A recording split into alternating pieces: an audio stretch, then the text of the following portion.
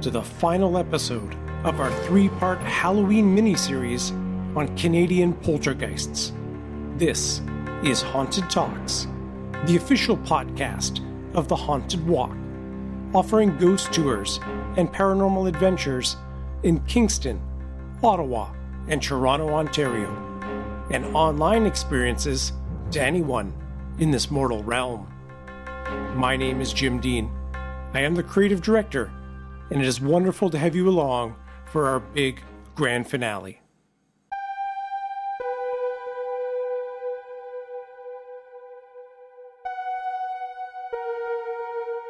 This experiment of 3 episodes in 3 days has been a lot of work for our team, but it has also been a really fun challenge and has given us the opportunity to explore a topic that is so eerie and irresistible.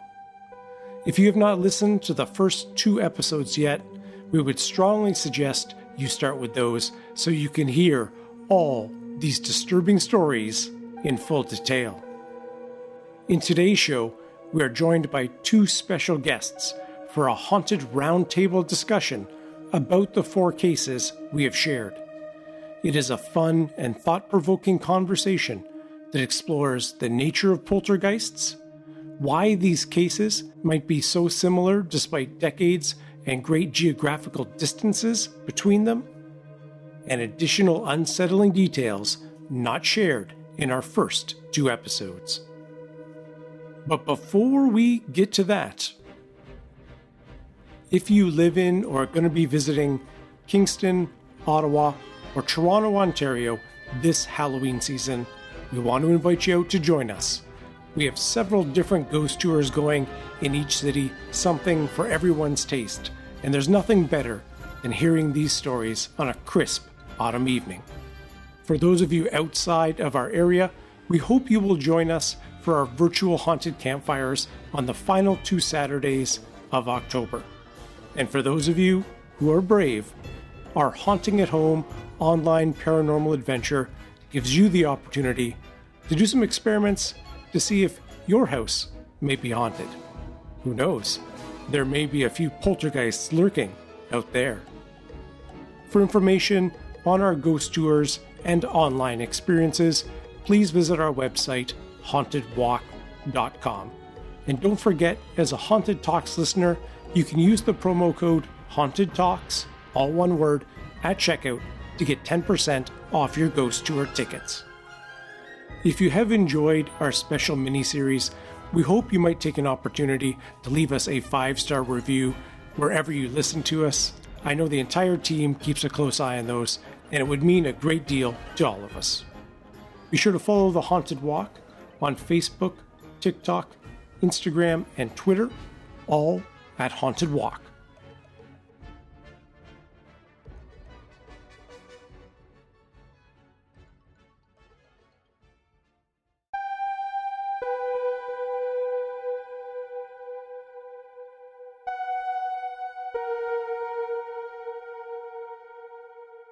I'm thrilled to have 2 very distinguished and recognizable voices, if you're a long-term listener to Haunted Talks, join me at this special Haunted Roundtable to discuss our Canadian poltergeist stories that we've shared in the past 2 episodes.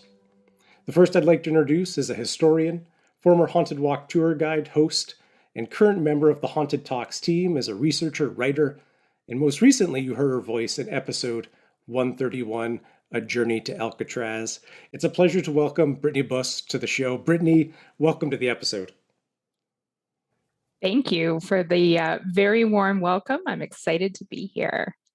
Now, we continue to get comments about that episode, which is really almost like a travelogue of your journey to Alcatraz. And one of the questions we often ask people who have visited potentially paranormally active sites is if anything has happened since, any further reflections, strange dreams, or anything like that. Has Alcatraz haunted you in any way since your visit there? That's a great question. I don't think anything came home with me. I think I left everything firmly in San Francisco.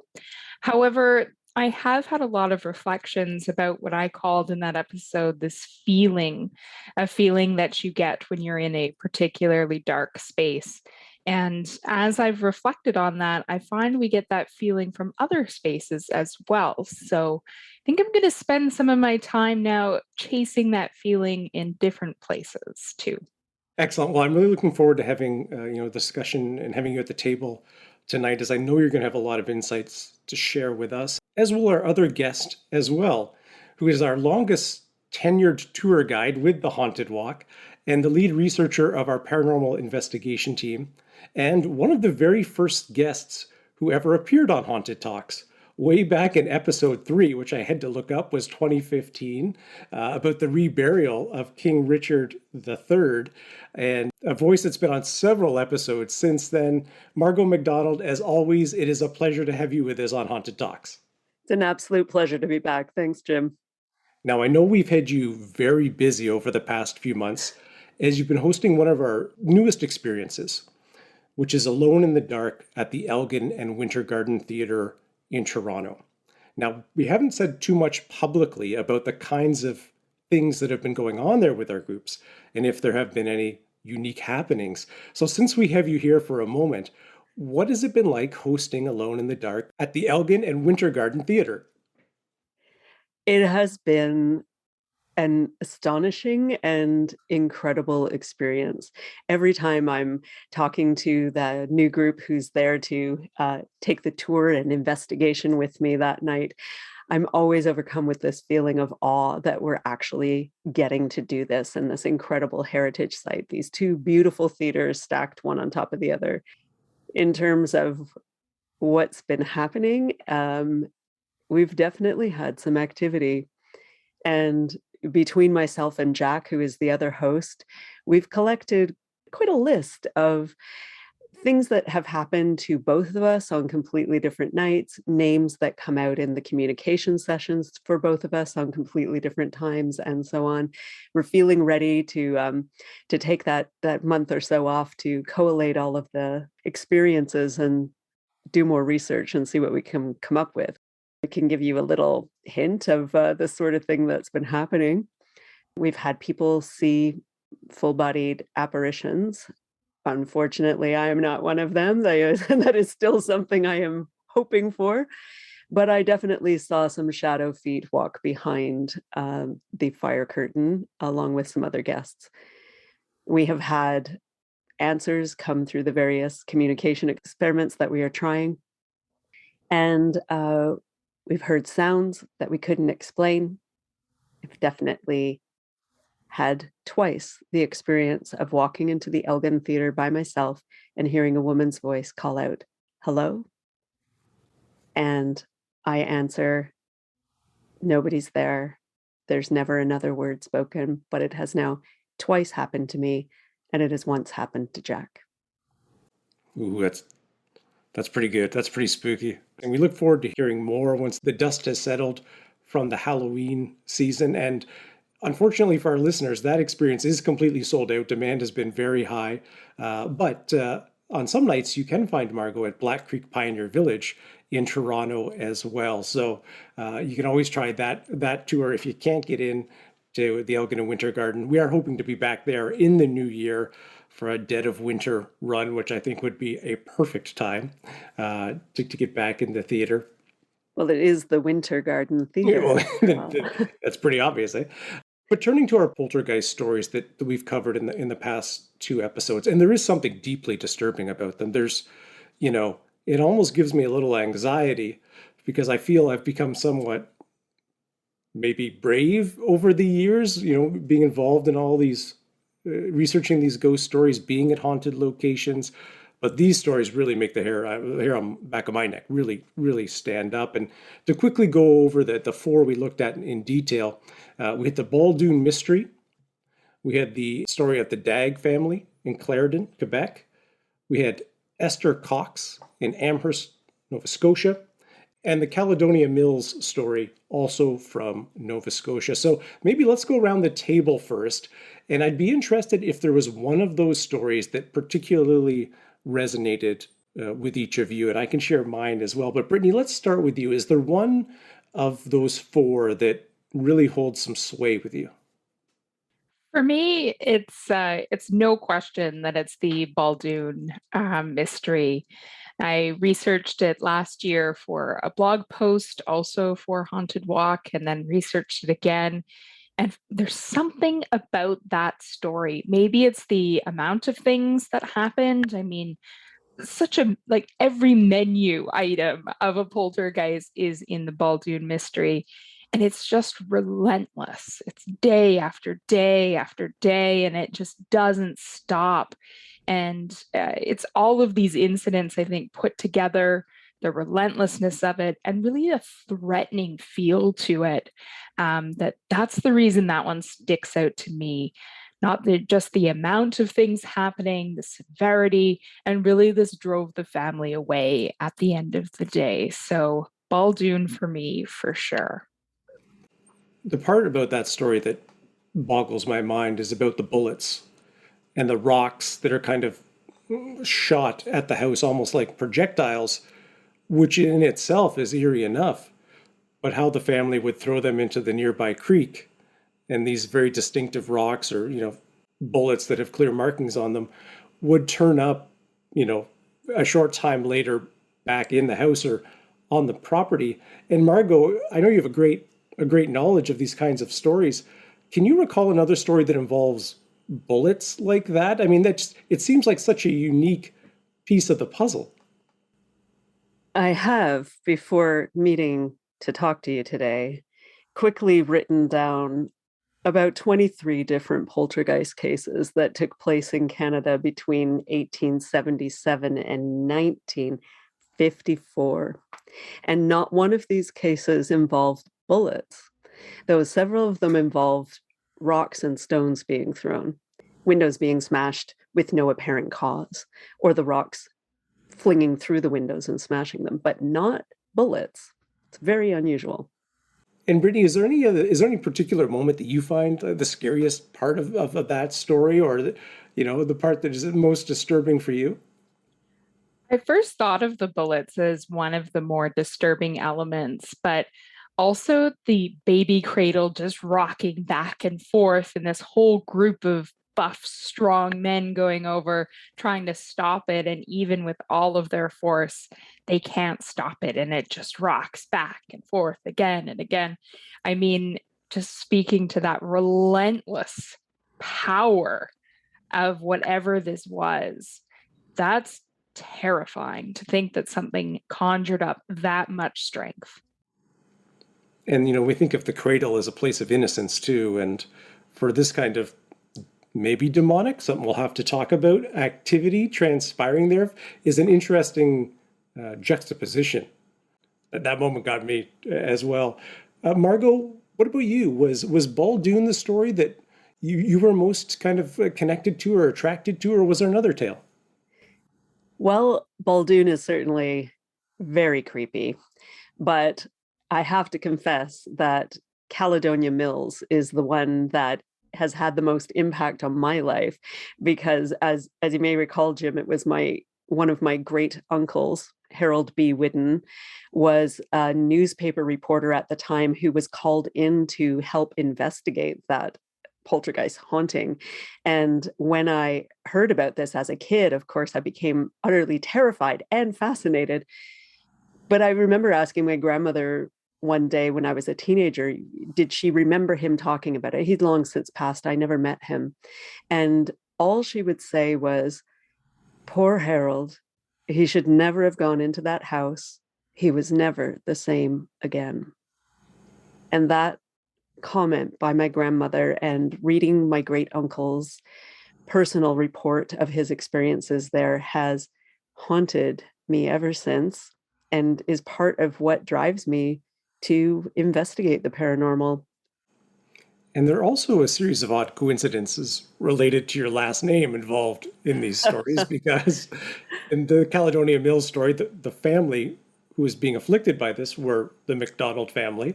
And then the Baldoon, from the Baldoon mystery, which Brittney was just speaking about, well, that was the MacDonald farm is there. Now, this is maybe something we do, but I'm assuming that's all just coincidence. It's pure coincidence. I'm not related, as far as I know, at least not in any direct kind of way to either of those MacDonald families. But I will say that the MacDonald is a strong and mighty clan who has spread out all over the world. There are many of us around. Remember that there are 7 sons of Donald who make up the clan. So a lot of people from Scotland were kicked out during the Highland clearances. Mine were exiled to Canada for being horse thieves around the Highland clearance time. So many MacDonalds ended up in Canada. And it's a coincidence, but we can talk a bit more about later about how many of these experiences happened to immigrants. I guess that leaves 2 stories we haven't mentioned yet. The Dagg family and the fires all over the property, and the children seeing the entity as the black dog, or the strange figure with robes and a crown, and the voices. I mean, that's one that gets to me. Whenever there's like interaction between the entity and a wide group of people, a lot of witnesses, and there's this interaction that takes place, I find that really quite fascinating.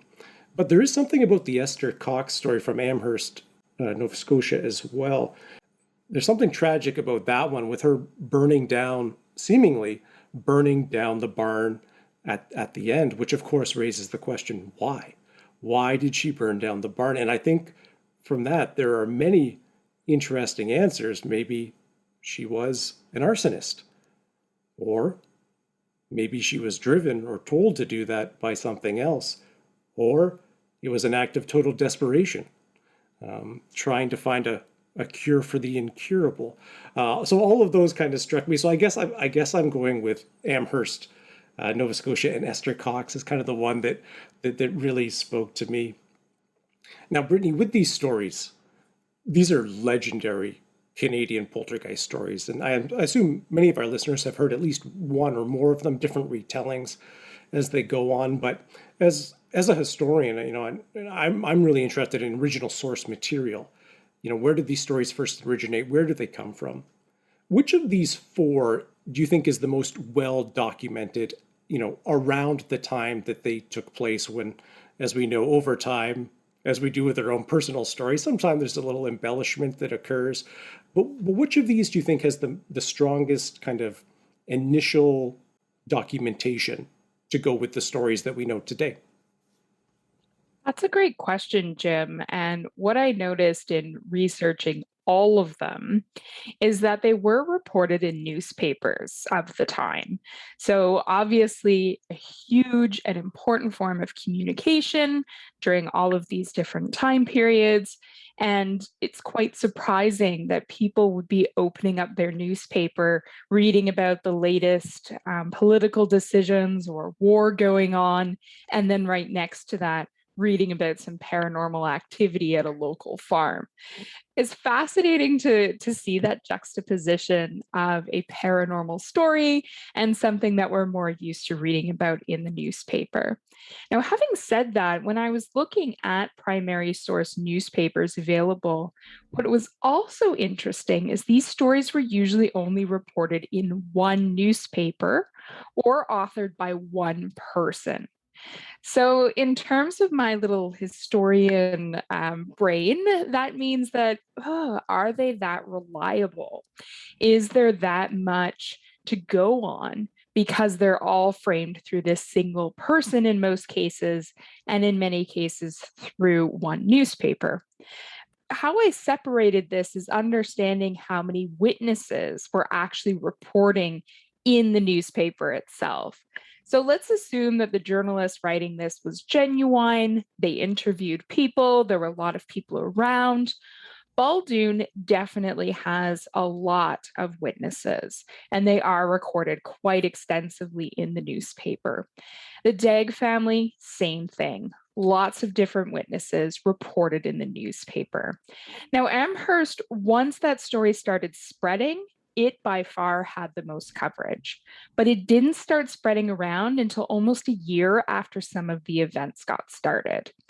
So, is that reliable? People are looking back on what they remember, but still, it had by far the most coverage and definitely far and wide. But Caledonia Mills, at the same time, also had some extensive reporting, so much so that people came to visit from different places, took a journey to go to this place, as they did with all these stories. So the common element, lots of newspaper evidence, and lots of witnesses actually in all of these cases. Well, and I'll just jump in to say as well that with Caledonia Mills, there was an investigator from the Society for Psychical Research out of the United States who came up and investigated, with my great uncle, who was the one writing for the newspaper. But his report still sits in their archives and was published as well. And so the story got into some American newspapers because of that American connection. So it didn't have nearly the vast numbers of eyewitness accounts. I mean, it was the middle of winter in Nova Scotia, and not many people could get out to the farm at all. But the quality of the reports, the police chief, this parapsychological expert, and, well, my great uncle, who was, just a newspaper reporter, but they all wrote their reports separately. And Margo, do you know if the SPR, Society for Psychical Research, do you know what they said about this particular case? And did they look at any of the other cases we're looking at in our series? I don't think they did look at any other cases, at least not from that era in Canada. Canada, we've never really had our own. There have been little parapsychological groups pop up now and then. There was one in Toronto, but it disappeared. And I hear there's a new one, but it's not part of the British one. And even the American one right now it has been struggling for some time. But I don't think they ever did look into any of the other ones. And do you know what they said about Caledonia Mills, or the conclusions? It's a bit tricky. He came to the conclusion that it most likely had something to do with their adopted daughter, Mary Ellen, but didn't want to publicly say what he suspected was the cause behind it, and so on. And you do, in a lot of these stories where they're putting a lot of emphasis on these young women who are often involved in the cases, you do get into some treacherous territory with wondering, all right, if these young women are full of some kind of anger, fear, anxiety, frustration to the point where it's causing them to be not responsible for, but the conduit, if you want to say, for this activity, it can get into some dark territory as to why those young women are feeling those things. I think that's a thread we may pull on a little bit later as well. I do want to return, Brittney, to the idea to talk about newspapers in general for a moment. And I'm glad you brought up the point of how one story is kind of republished or could be republished. We would call that syndication in modern times. I'm not sure how it was referred to at the time of the stories, but certainly something I've seen in my research where, you'll see it all over North America, the exact same story with very little changed, if anything at all. But it also got me thinking about, Canadian Marshall McLuhan with "the medium is the message." And correct me if I'm wrong, but newspapers have changed quite a bit over time, in that particularly in the 1800s, they were often a form of certainly spreading news, but also really of entertainment. And you'd get large fictional blocks kind of right beside, the news of the day, so to speak.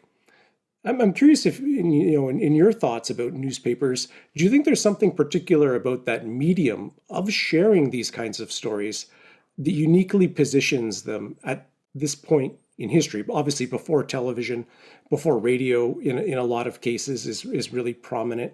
Is there something unique about these stories being in the newspaper that contributes to the mythos?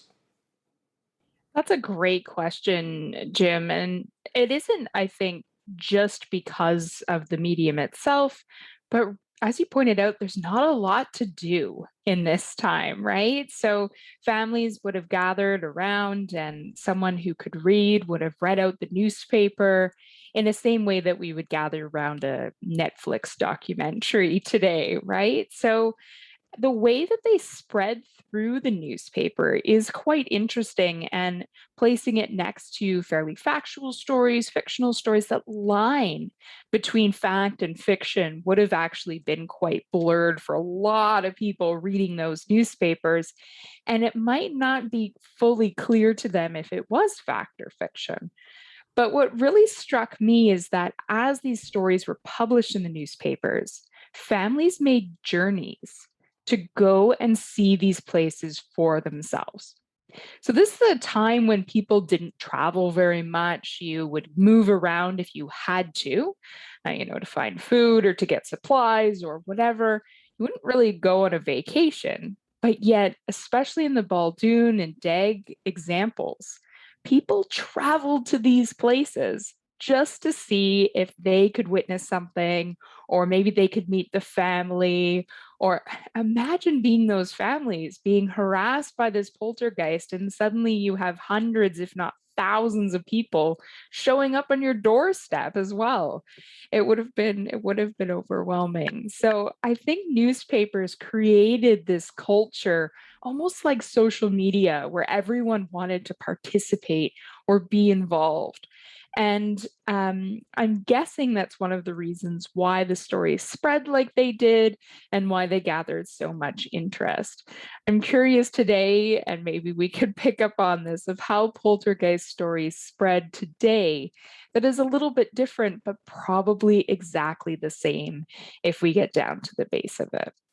I'm so glad you've brought up this idea of kind of early paranormal tourism, because for me as the marketing guy for the Haunted Walk, this was, I found, extremely fascinating. And we do in the blog post you wrote last year, we found a newspaper clipping from the Detroit Free Press in 1918. So that's 90 years after the Baldoon mystery takes place.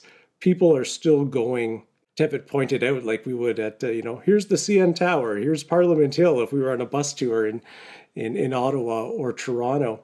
So I'm glad you brought that up, but you also spoke to the larger question of kind of poltergeists, how the stories may transmit today. And Margo, I'd like to turn to you just for a bit of overall perspective on poltergeists, because certainly in my conversations with our various guests on the show and in our research for our tours, the word poltergeist doesn't seem to be used very commonly. It feels like something distinct and different than other paranormal experiences that people may have.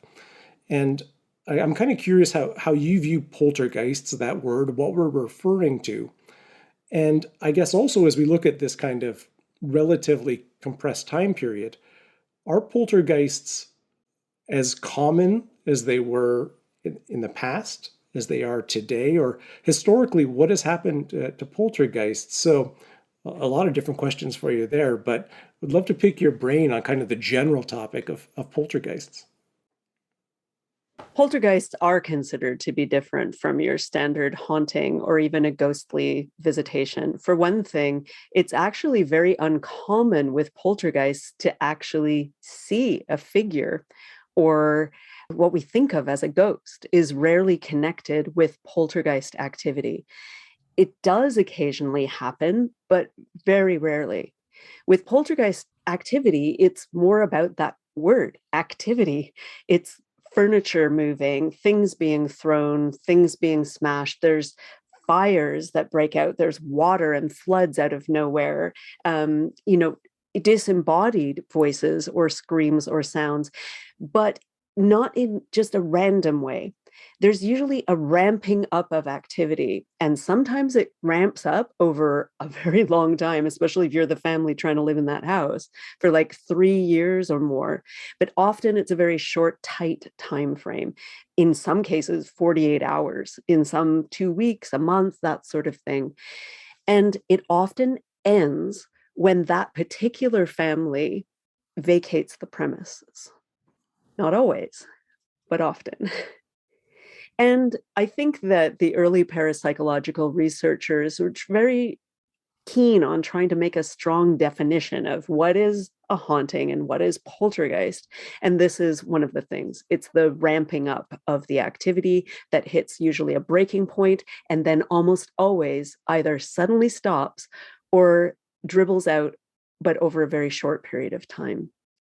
To my mind, an easy way to think of it, and of course, a simplified way to think of it, if you have a ghost or a haunting in your house, if you communicate with that ghost, it almost always gets better or lessens. As long as you're not being mean and provocative, you're saying, hey, I live here too now. Let's be friends, or, this sort of thing. If you try to communicate with a ghost or a standard haunting, it usually gets calmer in the house. Activity is less. Everybody's feeling better about it. With poltergeists, the more that you attempt to communicate or stop them from moving the stuff around, or the more that you try to make contact with it, the more extreme it becomes. Think of the Baldoon mystery, and it's like people and the Dag family poltergeist, where they're out listening to this, almost like this voice trumpeting from out of nowhere, telling them all these amazing things that very few people bothered to write down, which really makes me mad. But it's like telling all these stories and all these things, and you get these from everywhere that poltergeists have happened. But the more attention that is given, the more energy that is given to it, the worse it gets and the weirder it gets. And to be honest, the more dangerous for the people living in the house. I think that's a great segue to talk in a little more detail about some of the common elements we see in these stories, and try to make sense if they are in some way connected to what is occurring.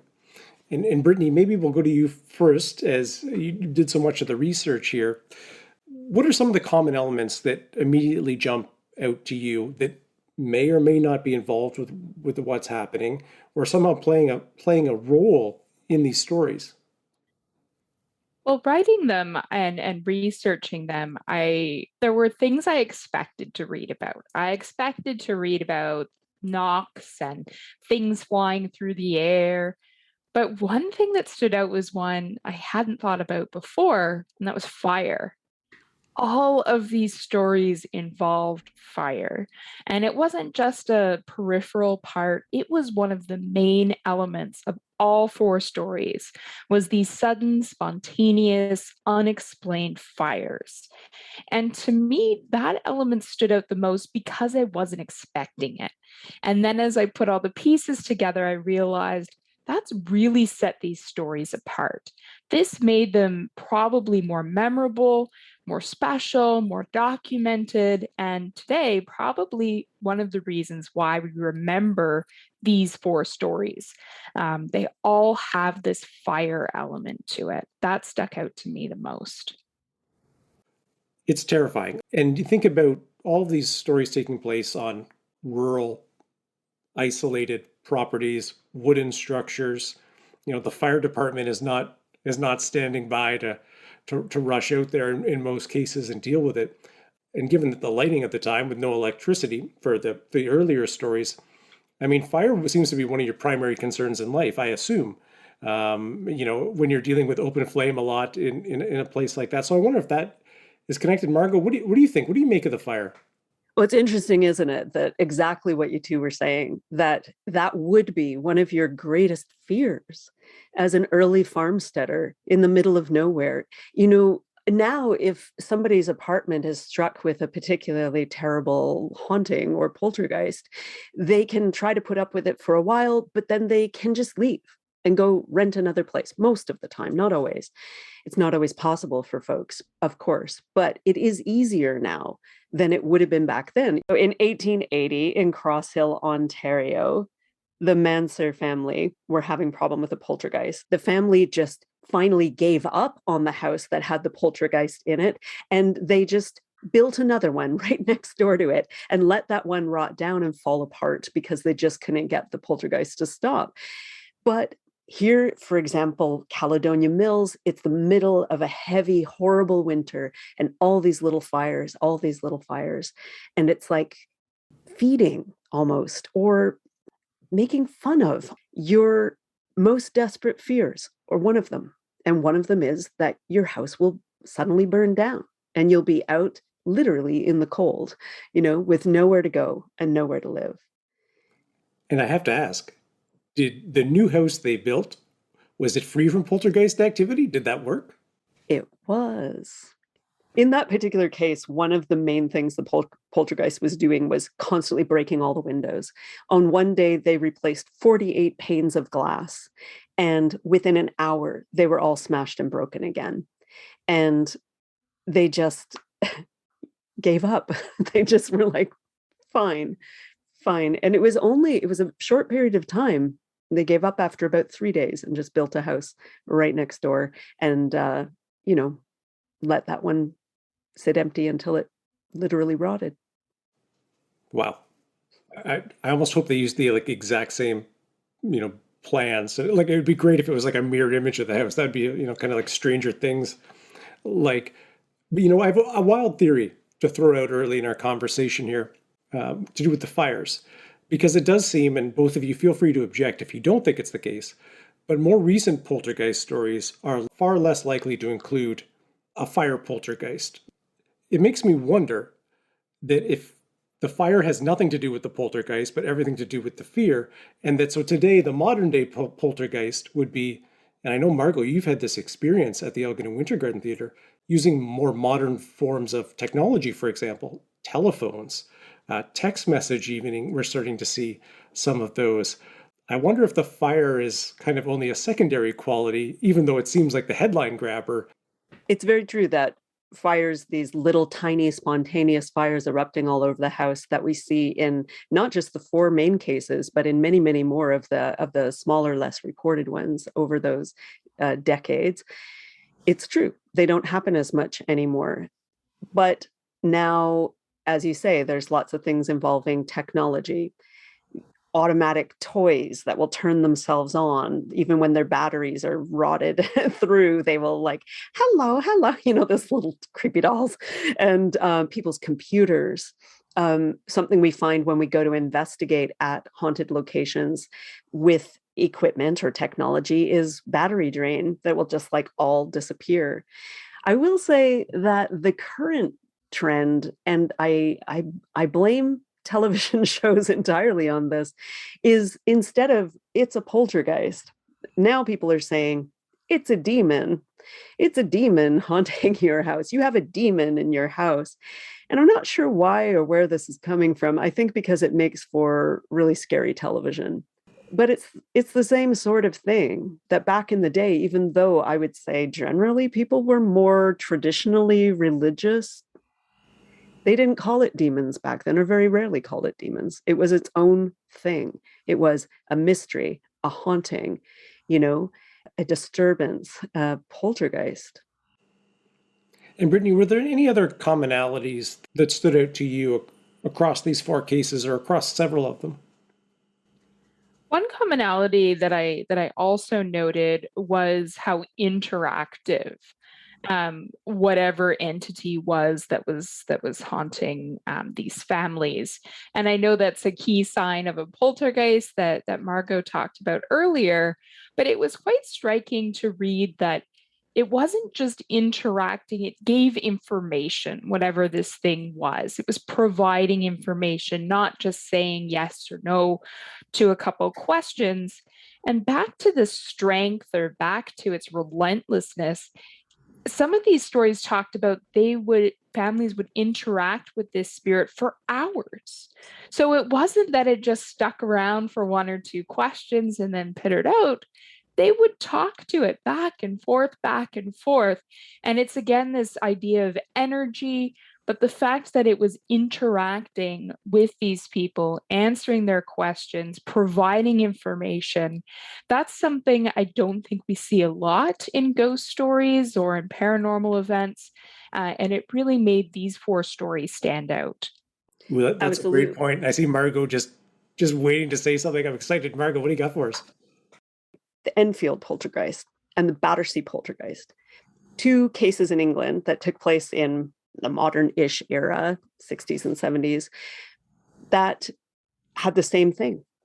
That investigators came in both cases, the investigators became completely almost addicted to investigating because the thing would interact on such a regular basis.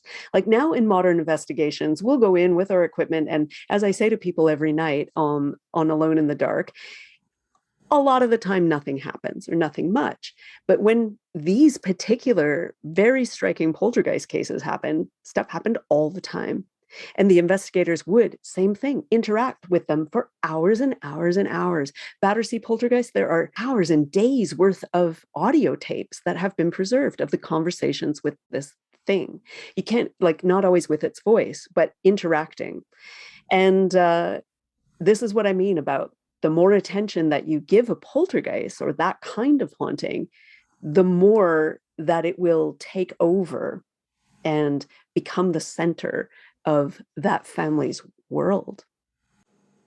Now, a topic you and I have spoken about a lot over the years is what causes a haunting. And I know in cases we've spoke about this, it isn't necessarily related to a poltergeist case, but the idea being that our own energy or paranormal investigators going to sites over and over again can kind of spur things on. That kind of sounds like what you're saying could be happen here. So that's a unique commonality between maybe poltergeists and other types of paranormal activity, do you think? 100%. I do believe that more and more as the years have gone by, Jim, and I've been in this world a long time, the more that I have come to believe that we are necessary for hauntings to take place or to be witnessed. It doesn't mean that we're necessarily causing them. I'm not trying to say that there is nothing there, but that we and our energy and our focus and our ability to witness is what enables those hauntings to happen and continue to happen. Speaking of kind of the communication that occurs between the victims, I think we would call them, and the poltergeist or forces in these homes, I thought it was quite interesting that in the Amherst case of Esther Cox, the ghost identified itself as several different people. And at first, when I read that, I was like, that gets my skeptical side up a little bit, that there's inconsistency there. But the more I thought about it, the more I became less skeptical for two reasons. One, that in our own paranormal investigations of places that are very haunted, we know sometimes we get a variety of people or a variety of responses seeming to indicate different people. And sometimes those are places that are highly populated, like the theaters or a jail, an old fort, something of that nature, where we know there was a lot of people that passed through. Maybe it's a different case with a single family home or farmhouse. But of course, the other thing that caught my mind is, well, if this really is an evil force trying to mentally break down someone, it does kind of add to the confusion and the chaos of who you might be dealing with. I'm curious, when you two heard that in the story, and Brittney, obviously you researched that, did that get your skeptical side up as well? Or how did you interpret that when we hear that the ghost goes by multiple names of multiple people? At first, I shared that same sentiment as you, Jim, and being a little bit, if you're getting multiple names come through, maybe you're making that up. And some of the people that were coming through were still alive, to be clear. So the ghost was naming itself of people who were still alive. But going back to our discussion about fire and fire being kind of this source of fear, I'm wondering if the names that this entity was providing was also a source of fear.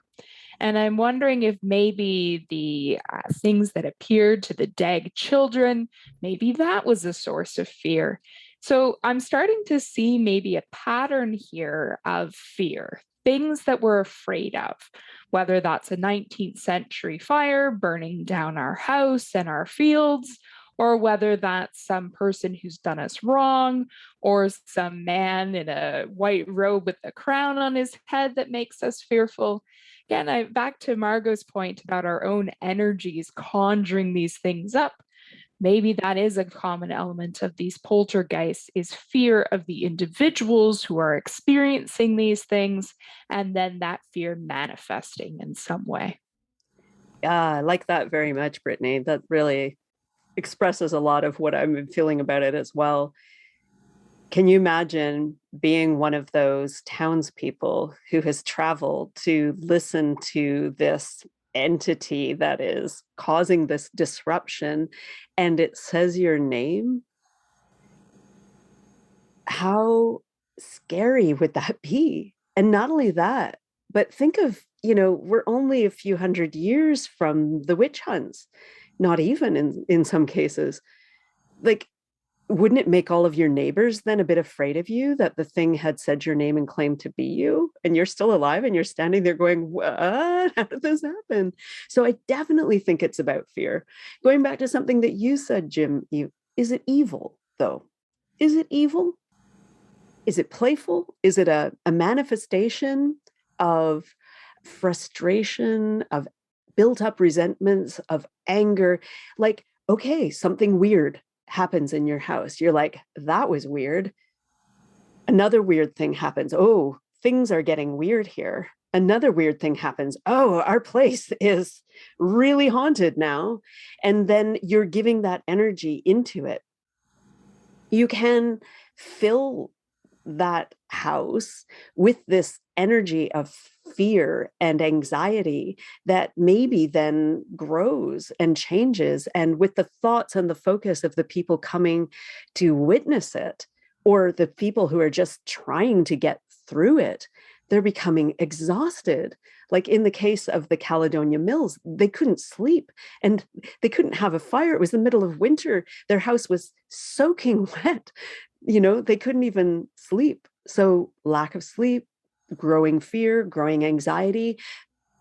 If in those cases where the thing starts to speak and it starts to say things about people in the community, well, what secrets are people in the community hiding? And how does their fear of that being exposed come through? And all of this energy, I think, is just building one on top of the other, all starting with that one little weird thing. The spark, so to speak. The spark. Good one, Jim. I almost feel my stomach dropping as we're having this conversation and thinking about anxiety. Because what we're really saying here is if you have a poltergeist around or one might show up, you got to be really careful about what you're afraid of. And of course, when you have fears and you can't be, you're trying not to be afraid of something, well, that's how the anxiety loop kind of perpetuates. Kind of leads into one of the other commonalities I thought was interesting. And that's that I believe two of the stories, the families have adopted daughters. Not only is it the Dagg family and the Caledonia Mills family that had adopted daughters, there is another one from Beaverton, Ontario in 1891, the Dawson family. They adopted a daughter. They also had this fire activity of these spontaneous fires. And here's the thing, that they adopted their daughter from the exact same orphanage as the one in Clarendon. No. From the Belleville orphanage. Both Jenny and Dinah were both adopted from the Belleville orphanage. They both ended up being with families where poltergeist activity happens that involve these spontaneous fires. I don't know what it means, Jim, but I know it's a cool coincidence, if nothing else. I think we got to do some more research is what that means. And we got to find out everything we can. Like the odds of that are pretty astronomical. Okay, so this leads us to the uncomfortable question of why so many young women, teenagers, and young adult women are connected to these hauntings. A lot of them adopted or somehow ostracized from their family. There's one series of poltergeist activity that was experienced in Forest Hill, Ontario, right here near Toronto in 1947. 3 different families in the same small community affected by the same poltergeist activity. And what did they have in common? Their young servant girl who moved between all 3 houses doing day work. I did notice that it was often these stories were centered around young women. I noticed that come through quite clearly. And I did return to something Margo brought up earlier, thinking about the witch hunts and women being connected to whether it's a spiritual world. I hesitate using the word demonic, but something that is a little darker, and women really being connected historically with those elements or those things. Now, we could argue that that's all tied up in patriarchy and sexism and a misunderstanding of gender roles and women's roles in society. However, we could also start to think about if this energy was drawn to women, and particularly young women, for a reason. I've read some theories that it is maybe because of young women's emerging roles as caregivers or mothers, that some spirit entities may be drawn to them because they are giving off this caring energy and an open energy that maybe is very gendered. So that's one thought that I had about it. The other thought is particularly about the adopted daughters, is them moving from place to place, gathering up potential of this energy themselves, and really having that lost, maybe an energy because they are lost themselves, that things are then drawn to them.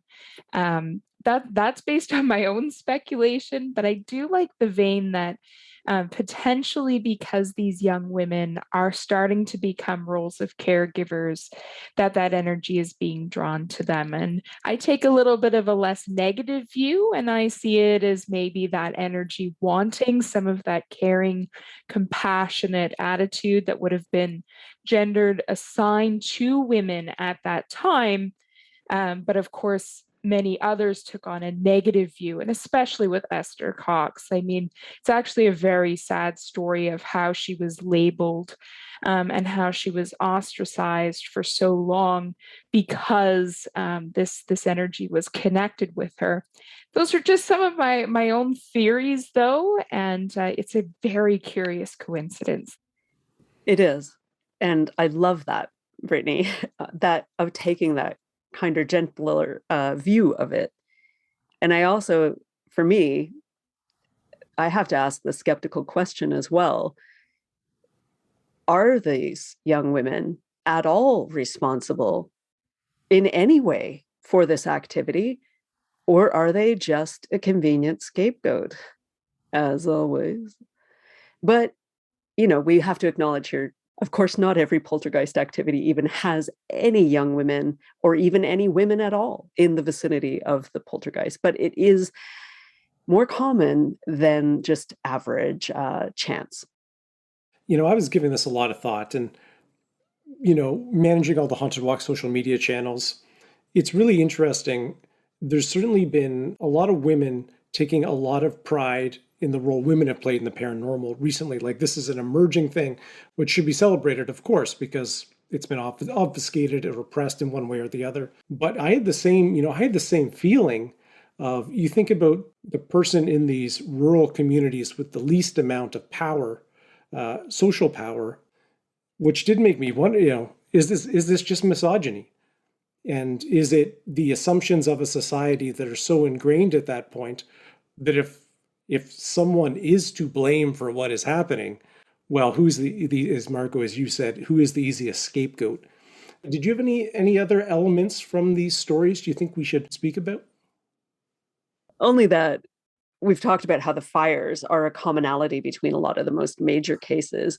One thing that surprised me is I was kind of trying to remember what I had read about poltergeist cases before was, oh yeah, and then there are the ones where it's all about water and water spouting out of the walls or the basement filling up for no known reason. There's no water source that close, or, just water pouring down the walls.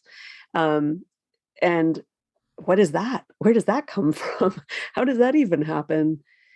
Some of the activity is just bizarre. And yet, as Brittney said, documented by, in some cases, literally dozens of witnesses who signed an affidavit that they experienced what they experienced. I think it's probably a good idea for us to put on our skeptical hats, to play a little devil's advocate with ourselves as we look at these stories. And I'm curious, if you were to take a skeptical approach of all four together or individually any of the stories, is there anything you would point out that you think deserves kind of some additional scrutiny or something that may lead you to question kind of the common narrative about it being not only a poltergeist case, but an actual ghost story, if you will? I'll return to that sources question because, on the one hand, those newspaper accounts, very convincing, all sorts of witnesses named in the newspaper. In some cases, those witnesses could be traced. But it does beg the question, if you really have just a single newspaper reporter or a single newspaper doing this reporting, are they doing it to sell newspapers? I mean, it was mentioned that the reporter from Brockville, who was reporting on the Dag poltergeist, that he was accused at the time of fabricating things to sell his stories. Looking back, that was my little skeptical bit, because all of these stories, especially the three older ones, so Baldoon, Amherst, and Degg, they're almost carbon copies of each other. There's tiny little things that are changed, but I picture someone maybe picking up a newspaper from 30 years ago, reading a story and being like, hey, that is going to sell me some newspapers, and then conjuring up that story based on that. However, my other side says they had a lot of people convinced that this was real. But on the other hand, did they? How many people would they have had to convince? This stuff went on for a relatively short period and then stopped. So my skeptic hat does question, although there's supposedly many witnesses, I could have paid off my friends or paid off the person down the street to act as a witness, or even made up some names and created some additional witnesses. It would be pretty easy to make up these stories if you sat down and actually did that. Here's something I believe is that sometimes the activity was faked or mimicked.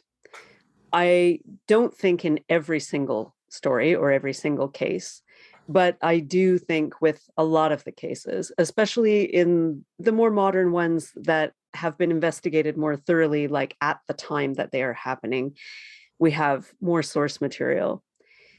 It reminds me of the mediums who were working in the Victorian era when everybody was, going mad for seances. And there were well-meaning mediums who maybe started out just using their talent. And then that wasn't enough for the people who were paying to attend their seances. And so then maybe they started little bits of fakery, and then out and out fraudulent mediums who knew that they were fakes came along as well. I mean, this is still happening today, Jim. But I do think in some of these cases, Battersea, perhaps, we don't know for sure, Enfield, some of these more modern cases too, the activities happening, the family are getting a lot of attention. People come from everywhere to witness the activity. And just like the Fox sisters, who may have started out in, back when they were communicating in their little farmhouse in Hydesville, New York in 1848, having no idea they were going to spark the spiritualism craze. It may have started out as perfectly true activity, but then you get the pressure, right? I've come to witness this activity and nothing is happening. I do think that various members of the families or the reporters or other people who came by did a little faking just to help the story along or to help keep it from disappearing. I have a similar perspective to both of you as far as places we could be skeptical. And the other thought that crossed my mind, and something we've done a lot of research on, all three of us, is the power of suggestion. If we want to give everyone the benefit of doubt and say no one's being intentionally deceitful, but the family, the newspaper reporters are kind of put under the spell of it, is that possible? I think for me, which prevents me from going too far in the skeptical vein, and it's very similar to something I was talking about on a recent podcast I did with an engineering company, who were curious about the Cabbagetown monster in Toronto. And I'll share that. We're going to share that episode in the upcoming weeks, so probably before Halloween. And one of the most compelling parts of that story for me was that he didn't want to talk about that story. There was no motive or intent for him to get fame or recognition. And a lot of the families here, were fleeing from terror, and the ramifications on their lives was pretty profound, Esther Cox in particular. But that's what I think prevents me from kind of going too far in the skeptical vein. Is there any elements of the story for either of you that kind of ground it or shift you to believing that there's something more here than suggestion, imagination, or deceit taking place? Absolutely. The power of suggestion is there. Witness the Salem witch trials, for example, or any of those crazes that sweep through the mass hysteria, the madness of crowds has been well documented.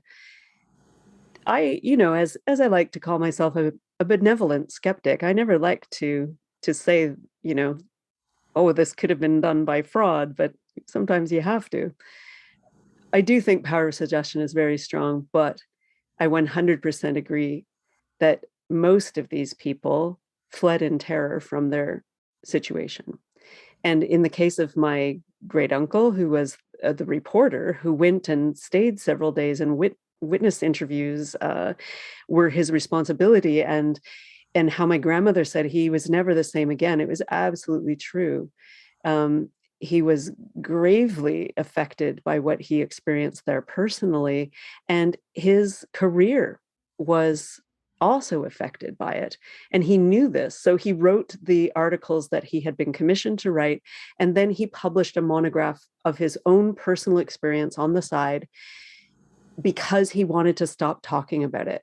He published this saying, here is the true account of everything I experienced. And if you want to read it, read it.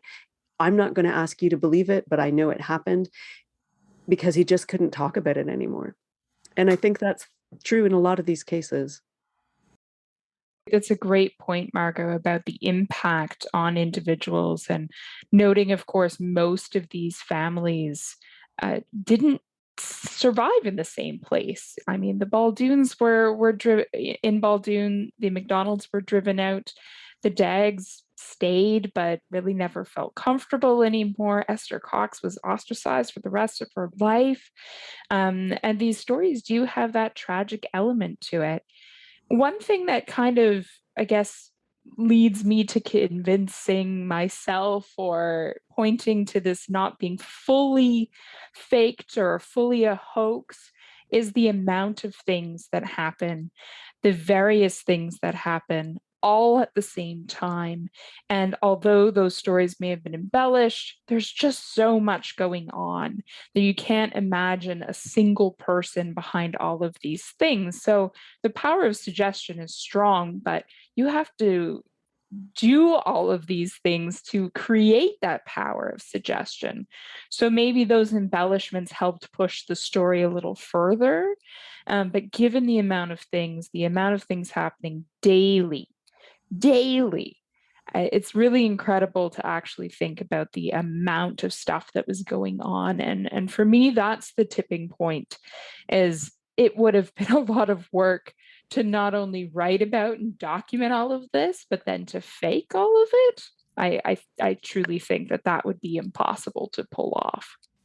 Yeah, absolutely. There's just way too many individual stories of this sort of thing happening throughout the world, throughout history, throughout, from going way back to ancient Rome with the first report that I know of a poltergeist, but, right up to today.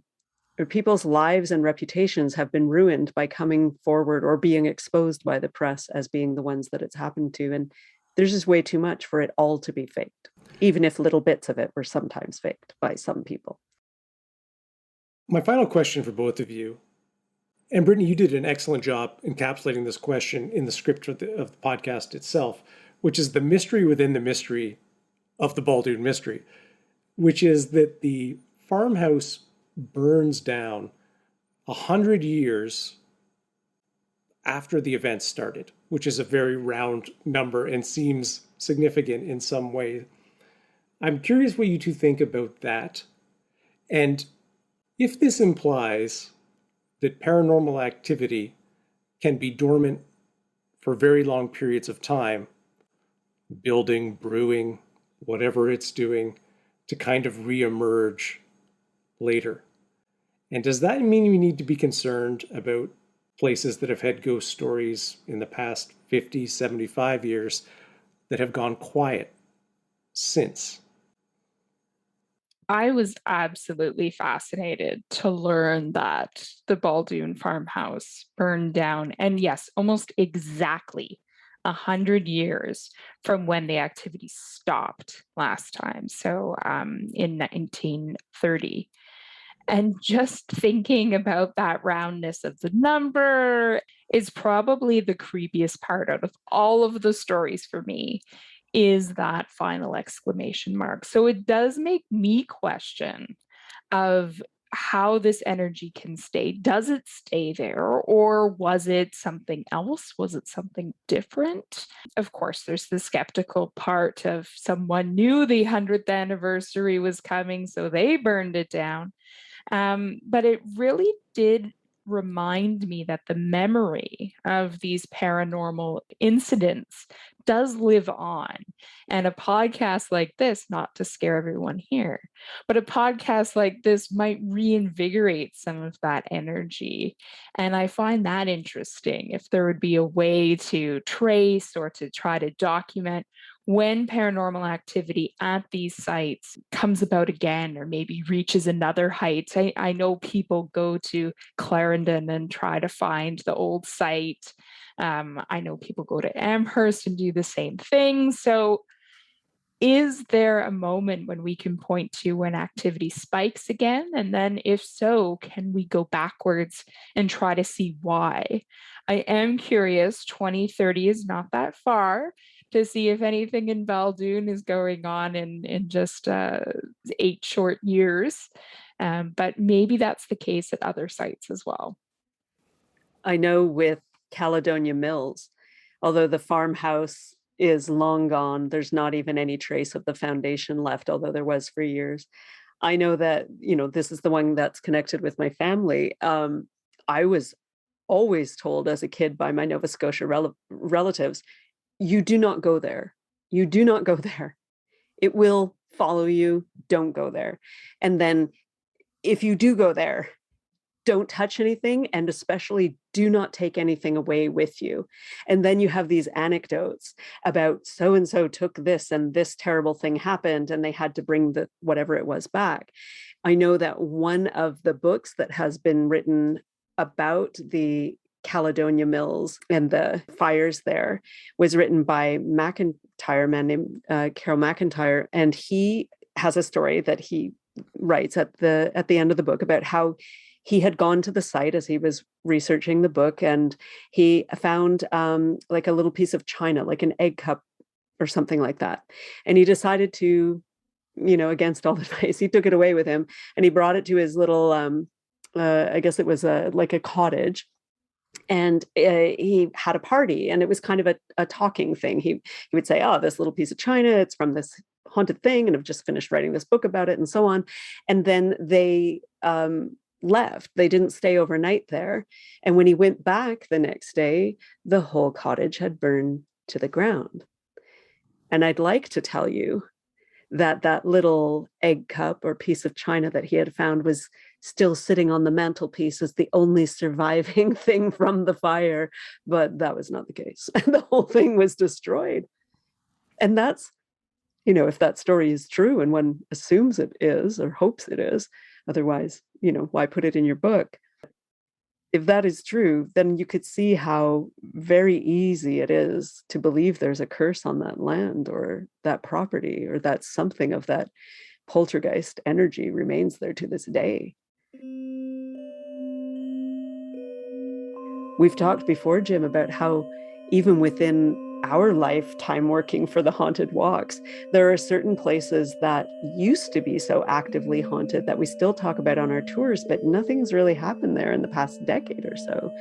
this idea that hauntings fade is quite well known in the paranormal community. But what we're finding now is that now that more places are opening up to the public for people to come in and do investigations and so on, is that some of those places are actually becoming more haunted. And we've cycled back to that idea that the energy that we give to a haunting is partly what enables that haunting to happen. Or is it? Maybe.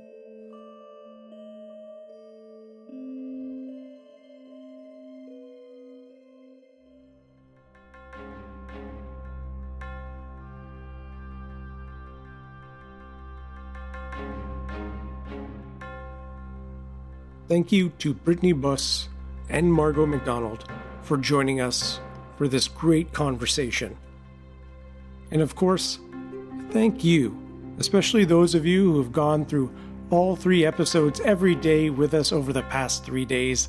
It is incredible to have so much support from our community, and we hope you have enjoyed these episodes as much as we have bringing them to you. For information on our ghost tours, as well as our online experiences, please visit our website, which is hauntedwalk.com. And don't forget to use the promo code HauntedTalks at checkout, all one word, to get 10% off your ghost tour tickets. Be sure to follow us on Facebook, TikTok, Instagram, and Twitter, all at Haunted Walk. And if you've enjoyed this series, we would love to read your 5-star review wherever you listen to us. Until we meet again, and we may need a day or 2 off, sweet dreams.